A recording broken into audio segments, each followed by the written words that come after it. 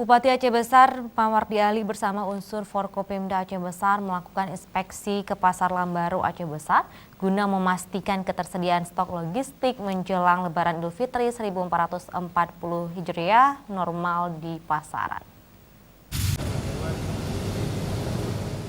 Bupati Aceh Besar Insinyur Mawardi Ali bersama unsur Forkopimda yang turut didampingi SKPD terkait mendatangi Pasar Induk Lambaru Kecamatan Ingin Jaya.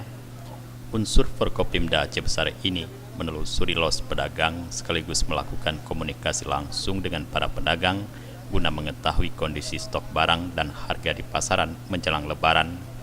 Bupati Mawardi Ali mengatakan, kegiatan ini dilakukan untuk memastikan ketersediaan dan stabilitas harga 9 bahan pokok menjelang Lebaran.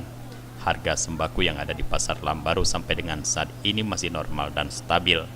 Namun untuk harga kebutuhan tertentu diakui mengalami kenaikan tapi tidak signifikan.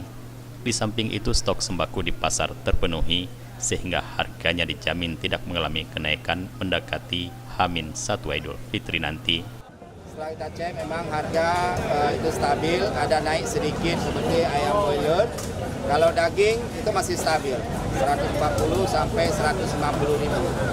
Nah, kemudian ada kenaikan sedikit di cabai merah, cabai ya. Bawang justru sudah turun, sudah stabil bawang putih, bawang merah. Dan harga-harga pokok lainnya insya Allah harganya stabil, ketersediaan stoknya juga insya Allah dalam menghadapi Hari Raya Idul Fitri ini ketersediaan stoknya suplainya ada harga. Sementara itu, Kadis Perindak Aceh Besar Taufik SH menjelaskan ada beberapa harga bahan pokok yang mengalami kenaikan harga menjelang Idul Fitri, seperti ayam broiler 24.000 per kilogram, cabai merah keriting 60.000 per kilogram, dan cabai merah besar 70.000 per kilogram.